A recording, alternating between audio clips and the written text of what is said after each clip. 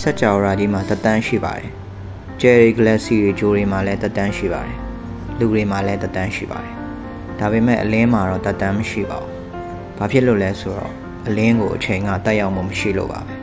။အိုင်စတိုင်းရဲ့ပထမနှိုင်းရ theory အရဇုံတစ်ခုရဲ့ရွေ့ရှားမှုဟာမြန်လာတာနဲ့အမျှအဲ့ဒီတစ်စုံတစ်ခုပေါ်တက်ရောက်နေတဲ့အချိန်ဟာငြိမ်သက်နေတဲ့တခြားတစ်စုံတစ်ခုပေါ်တက်ရောက်နေတဲ့အချိန်ထက်ပိုနှေးသွားပါတယ်။ဒါဟာအမြန်နှုန်းနဲ့အချိန်တို့ကြားကထူးခြားတဲ့ဆက်နွယ်မှုဖြစ်ပါတယ်။တကယ်လို့တစ်စုံတစ်ခုဟာအလင်းရဲ့မြန်နှုန်းအတိုင်းရွေ့ရှားနေပြီဆိုရင်တော့အဲ့ဒီတစ်စုံတစ်ခုပေါ်တက်ရောက်တဲ့အချိန်က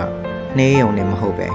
ရပ်သွားပါတယ်။ပြောရရင်ဘော်ဒါတို့ကအလင်းရဲ့အမြန်နှုန်းနဲ့သွားနေတဲ့အာကာသယာဉ်ပေါ်ကလူတွေသာဆိုရင်အဲ့ဒီအမြန်နှုန်းမရောမချင်းဘော်ဒါတို့ကလုံးဝအသက်မကြီးတော့ပါဘူး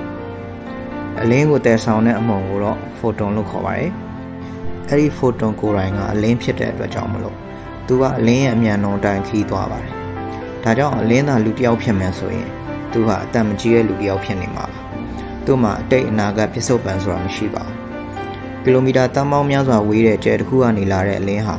သူကိုယ်တိုင်အတွက်တော့အဲ့ဒီကျယ်ကနေအခုပဲထွက်ကဘာကိုအခုပဲရောက်အားလုံးဟာတစ်ချိန်တည်းမှာပဲဖြစ်ပြနေတာဖြစ်ပါတယ်။ဒါပေမဲ့အလင်းဟာရေဒါမှမဟုတ်ဖန်ဆတဲ့အရာတွေကိုဖြတ်တန်းချိန်မှာတော့နှေးသွားတယ်လို့ဆိုကြပါတယ်။မှန်ပါတယ်။အလင်းဝင်သွားချိန်နဲ့ပြန်ထွက်လာချိန်ကိုတိုင်းတာကြည့်ရင်အလင်းရဲ့မြန်နှုန်းနှေးသွားတယ်ဆိုတာကိုတိုင်းတာနိုင်ပါတယ်။ဒါပေမဲ့ဒါဟာဖိုတွန်လေးရဲ့အမြန်နှုန်းလျော့သွားလို့မဟုတ်ပါဘူး။ရေသို့မဟုတ်ဖန်ထဲမှာရှိတဲ့မော်လီကျူးတွေက